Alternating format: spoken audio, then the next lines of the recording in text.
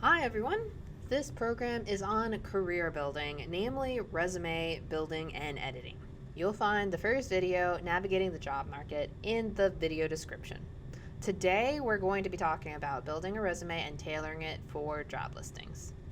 If you want to jump around, go ahead and look in the description below for bookmarks and the video about navigating the job market. If anyone wants feedback or help on any of the things that I covered today, please go ahead and leave a comment, email here, or just drop in the Lawrenceburg Public Library and ask about this program, Tailoring the Resume. So this program is called Tailoring the Resume because you want to target any given job listing with a personalized resume. I also told you that applying for jobs is a number game and you want to apply quickly.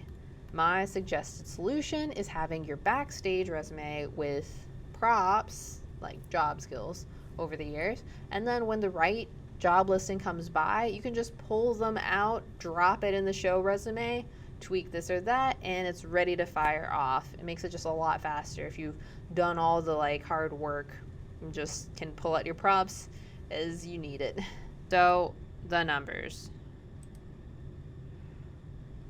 From what I could find, online job listings don't have a cap, meaning there's nothing stopping 100, 200 applications getting through, sometimes as soon as 10 minutes after the job is even listed. This forces the hiring manager to trim the herd using ATS, Applicant Tracking System, to break it into a manageable amount and spend around 6 seconds on any given resumes. My previous video talks more about the breakdown of those 100 or so applicants on the process, but no matter how many applications, there will probably be a week or two worth of interviews and the rest of the applications will be tabled or thrown out. This is all to say that we don't know who or how many people we're competing with for any job application, and that any red flags or typos, managers will typically just move on unless something really catches their eye.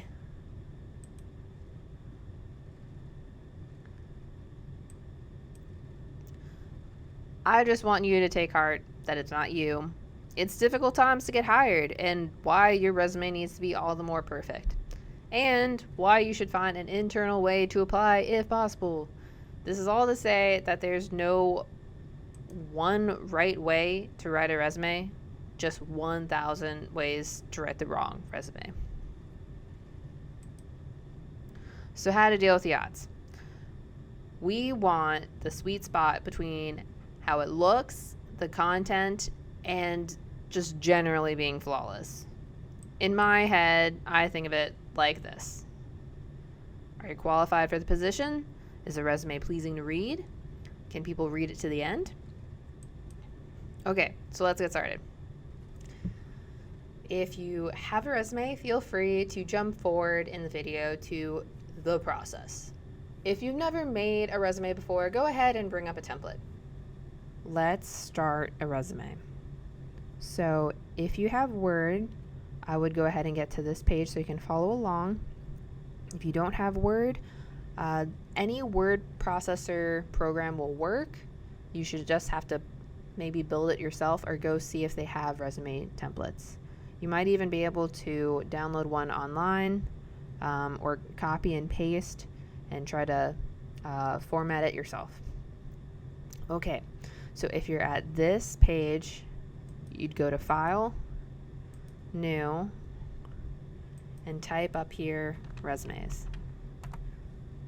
It'll automatically have these that you can use. I would use one without a picture. It makes it easier for updating and also avoids potential hiring manager bias. It looks like it also loaded in some cover pages instead of, or cover letters instead of resumes. So just keep an eye out on that. It's up to you on which one you want to do. I think this basic one will suit our purposes. Oh, it's a letter. Here we go.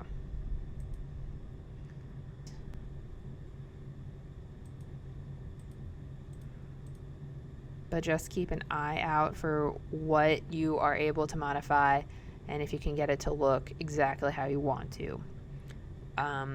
You want a resume that you can, on the fly, edit the visual and type in easily. You'll want a level of uniformity. So if you were listing your education for high school, stick to the same format for putting in your college, if you have any. And I would get rid of these headings if you're not going to fill them in.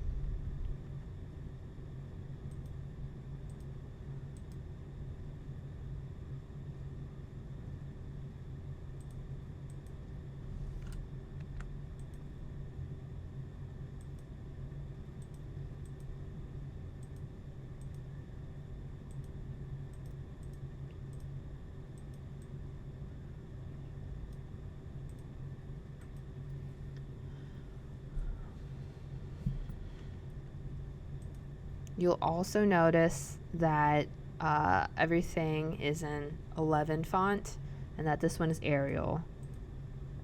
Some other good fonts that you could use are Arial, Georgia, think the newspaper fonts for just reading through. They made the heading a different font, which makes it pop out and it's easy to find, which I think is good. This one, headings are a good spot to have a more decorative font. You still want it to be legible. That's the key thing, is having every aspect of your resume easy to read. Just like don't use like curls MT or anything crazy for, yeah, I don't know if you'd ever want to use this one, for example, for a resume. But keep it simple, easy to read, and professional. That's what we want. I recommend adding 2 more headings, skills and experience, especially if you have different activities that don't really fit into any one heading. A few notes. If your email is something you feel embarrassed about to say out loud, or should feel embarrassed to say out loud, you probably should go ahead and make a professional email. You're going to want some variation of your first name and last name, middle name if you have to. You can make free emails with Gmail, Outlook, or Yahoo, but you can also use other email platforms that provide free emails, or even like your school one if you have one still. So back to the other headings that I mentioned. When I say skills, I'm talking about software or machinery that you can use, any additional languages you can mention, even if it's just reading proficiency. And you don't want to oversell yourself, but you also don't want to undersell yourself. When I list skills, I have some sort of qualifier with it, like proficient in drywall, advanced in welding, so on and so forth. This is where I would list industry standard software, even if you aren't an expert on it. Anything that's an industry standard is potentially a search term that the hiring side will use ATS to filter with, and it might get you further than you think. Just food for thought. Experience is a good catch-all heading for any previous and current jobs you've had, side gigs, volunteering, honestly anything that is relevant that doesn't have enough meat to have as a standalone heading. I can get into it more later. There are a number of resources that offer resume critique, like tutor.com, your local career office if you're at school, and here at the Lawrenceburg Public Library if you do a book a librarian session. If you have the option for a second opinion, I would use 1 or 2 people to look over your resume. At some point, a fresh pair of eyes can get you through a block or just something you know you're not good at. When I was editing my own and other people's resumes, I noticed that I would go through these phases that I'm going to refer to as the process. I recommend doing one phase for a block of time instead of trying to do all of the phases at once. It's like if you're in an editing mood, anything You try to write, you just immediately delete. Just do it one phase at a time. Another thing I recommend is having something like a show resume and a backstage resume. Like it sounds, the show resume is the one that you show off, and the backstage resume is for your eyes only. The backstage resume is going to have all of your work history because you don't know what'll be useful at what given time. It'll be relatively unedited, as in it is maybe typed out so you can just copy and paste it, but is flexible enough that if you need to rewrite for certain industry specific words or stronger, different verbs, you have that ability to. Like if you want to shape one job between like a leadership position or just showing your customer service skills. That's what I mean by unedited. And then your show resume is going to be, we'll have all of that fat cut off. It'll be purely what's relevant of job responsibilities. It'll be tailored to that job description that you're applying for, maybe even mentioning the company if you have an objective that you want to list. It'll be formatted and what you ultimately submit for that job application. So here's an example. You'll notice on the left-hand side, you can just search customer service and automatically look at the options available if you wanted to just copy and paste them in. You'll notice that on the right-hand side, it's formatted and shows no gaps in job history. You'll see that there are many more bullet points on the left-hand side than on the right-hand side because it was just chosen for whatever reason for this job description. The backstage resume is ultimately there to make it easier for you to submit a tailored resume for your job application. So, step 1.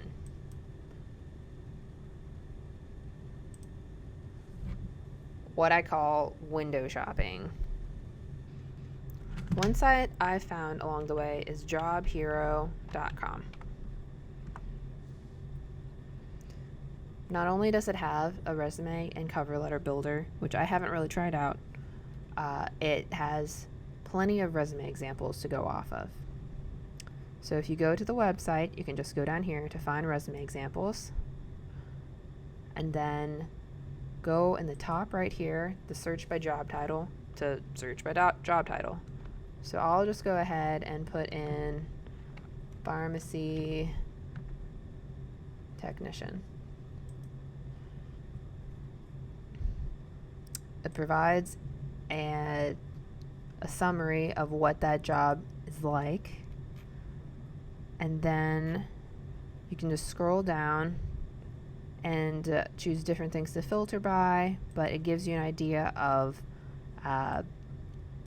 after how many years in the workforce, what kind of candidates are out there. Who are the people that you're competing with? So this is a good place to kind of farm for content if you're missing that in your job summary. Or maybe you're just so wrapped up in the day-to-day that you can't think of a good way to phrase what you do or the multiple things you do. This is Reddit, a subreddit for resumes to be more exact, and a good resource of just current resumes that are being submitted for critique. And you can see how other people have tackled the same problems. Also a good place to kind of ask questions. I think they have a list of frequently asked questions also. Construct. This is where we rewrite all of the weaknesses into something strong that we can move around freely. We have a few strategies with this. And it doesn't matter which ones you decide to use or not use, but you want each point to be something of value that is going to ultimately improve your candidacy. When you get a new job, I say write your job responsibilities without any glamour. If you're a retail store clerk, write down that you walk the floors, stock shelves, what have you. Then we have a few strategies to boost those phrases. First, verbs. I always have a list of verbs to pull from when I'm rewriting my resume. I typically Google resume verbs, and they're usually categorized similar to what I'm showing here. I've gone ahead and reformatted this list from themuse.com just to kind of show you. So earlier I said stocking shelves. All right, this category, oversaw regulated, looks pretty good. Maybe instead of saying stocking shelves, we could say we itemized the shelves, or maybe insured, like we ensured shelves were stocked and backstock ordered. You can see how you would play with these of choosing a synonymous verb that shows you being more active, not just passively doing your job. Okay, second strategy, industry terminology. This will be specific software or skills within your field. For example, human resources would know HR software like Oracle. Maybe there's specific certificates for teaching. All this to kind of show what David Reischer says. When hiring a staff attorney, I want to see proofread or shepherdized law cases. The less superficial the action verb, the more confident I become that the person is the real deal and won't need a lot of training on the job. How can you rephrase what you do to show confidence of you in your field? Okay, third strategy, task result sentences. This informs whoever reading your resume about the impact of what you did, avoiding the pitfall of eyes glossing over with your daily job list. You'll see how job A without task result is relatively passive, and how they transformed it with the task and result way of rephrasing things. They include numbers, they include significant change, a before-after picture of that thing that you did.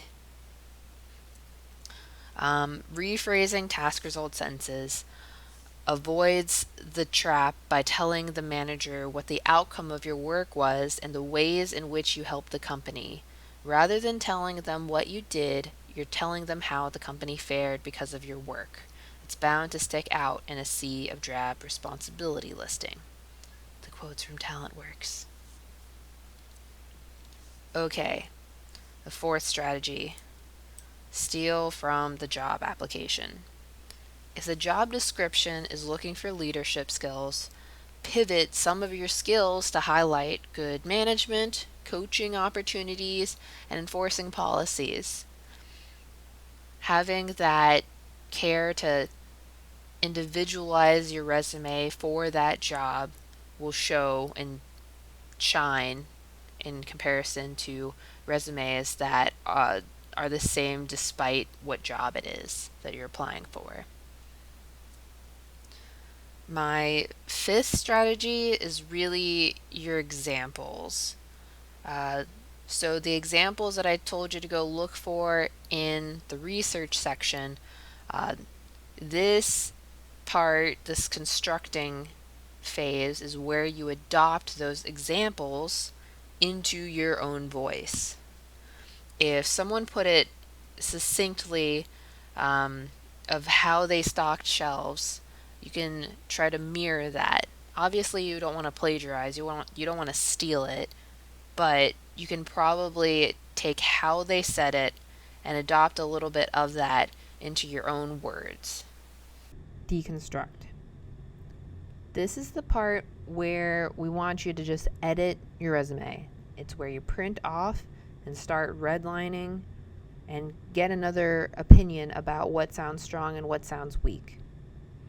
In this aspect, we're going to focus in on the weakest spots and seeing if we want to remove them or rewrite them. I find it's best to just go into resume editing. I found this subreddit that has people submit resumes that are good for critique. All right, let's jump in. So this first resume is looking for a job across a variety of fields. Looks like they just want a job. Doesn't matter in what spot. Visually, I'm not loving this resume. These over here, these dates are not lined up at all. You have some space around some of these headers, but it's very inconsistent. And if we go into the content, let's see. It's hard to really read this resume without knowing what kind of job they want to go for. This looks like it was copied and pasted from the job description itself, which is not ideal. This aspect does not show how this person was as an employee. It just shows what were the job responsibilities, which is kind of not what you want in a resume. In a resume, you want to flaunt how you improved upon the job. I would probably, this would be good for customer service. Arranging services for customers makes no sense. Stocking returns and zoning registers. Okay, but it doesn't really show how you're what you did as like an individual. This would probably be good for, I suppose, some sort of warehouse job or some sort of logistics. Zoning registers, I don't know if it really helps in any case. Oh, terrible handwriting, sorry about that. Organizing equipment and supplies for easy recruitment. Okay, but just not very strong. Provide positive feedback. That doesn't really give anything to the conversation here. Is that this individual is given positive feedback, and if so, on what? I'd probably, if we're not going to cross that out completely, we need to elaborate.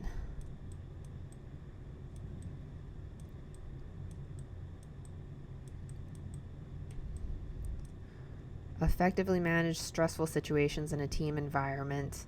That's I think it's so given now that we want that everyone should be able to manage stressful situations. If you want to mention it, I feel like this should be in key skills.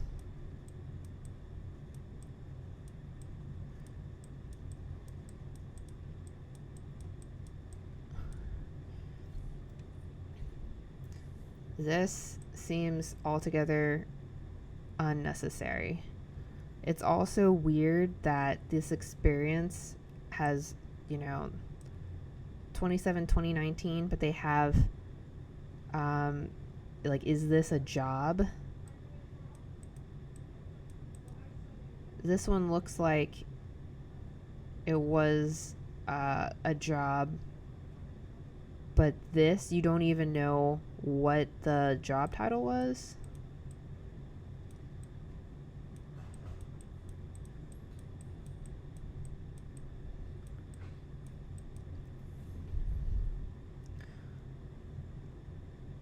I think it's given that you should be able to follow instructions. Relevant coursework. This does not do anything for me. PR studies, mass media communications. These don't seem like high-level courses enough to include for a job, even if it was for a communications job or for PR. So I would just completely remove it. For activities, this is a weird way to mention this. I feel like these probably don't need to be in activities heading at all, but just an experience. This part is a lot stronger. We have supervised 50 plus cadets. We like that.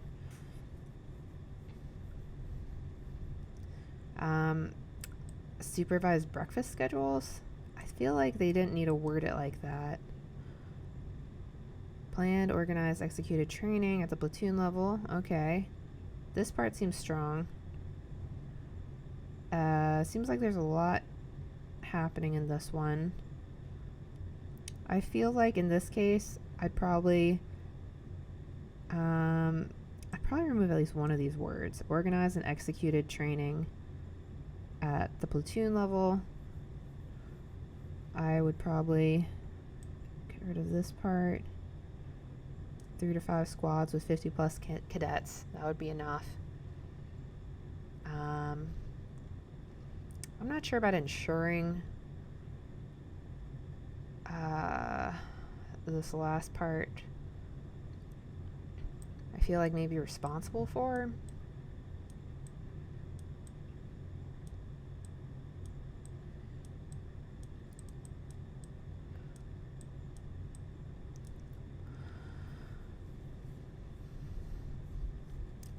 I like the format of this. I wish they put it for all of this over here.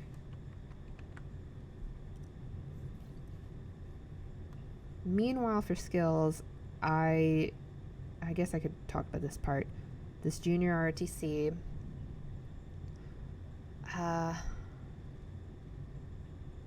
This is one of those, like, while I see, it looks good. It looks like it was some sort of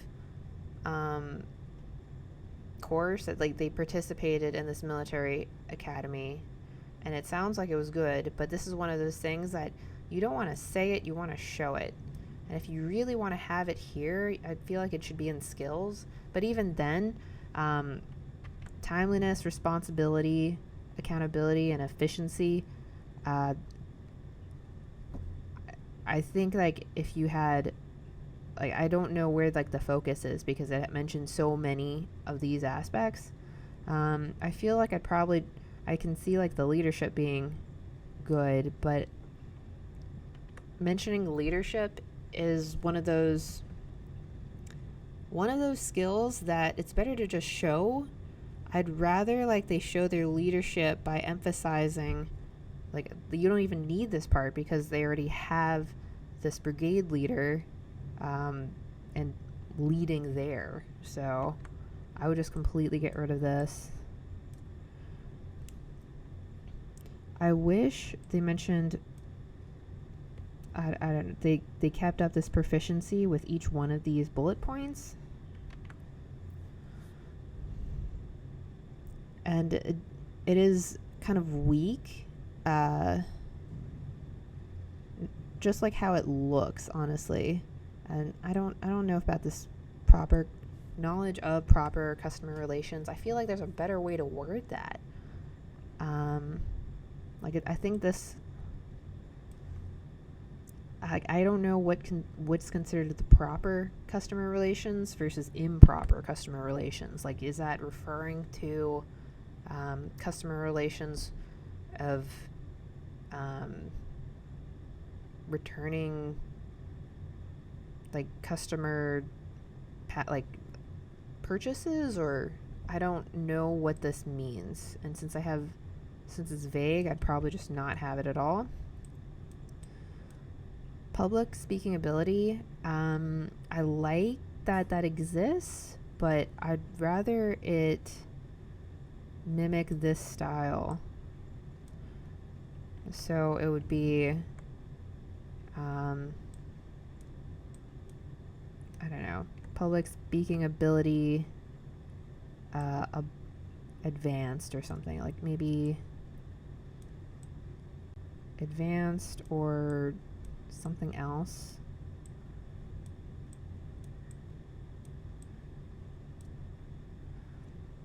I feel like for computer languages, you'd actually want to have some note of if you're proficient or not. We really just want consistency with this. And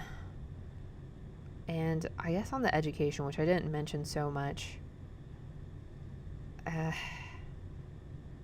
why was a year for here but not for here?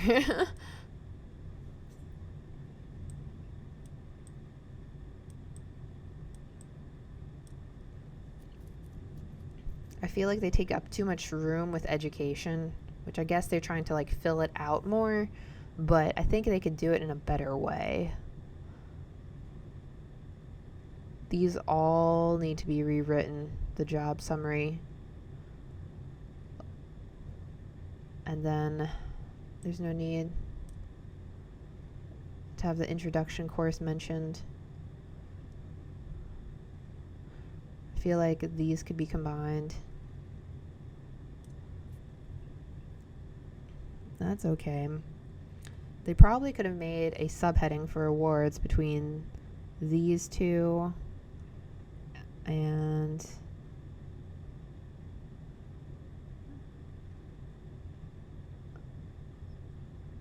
I guess maybe not.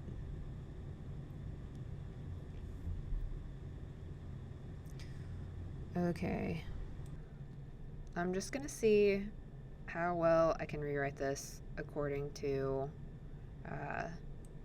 going by stronger verbs, industry terminology, task result wording, and a job description. We're just going to assume this guy is going to go for an assistant manager job. Maybe retail to hone it in.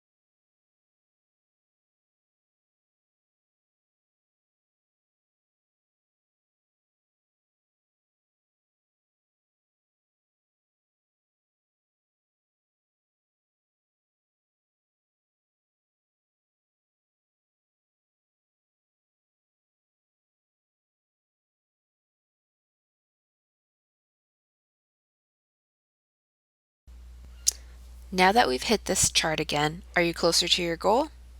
If not, please feel free to revisit the research phase, the constructing phase, and deconstructing phase as you see fit. If you made it this far, thanks so much for listening to me. The job market is an ever-evolving beast, so I hope what I've conveyed gives you some resources and techniques to keep improving your resume, even when they change a game. Thanks! Bye!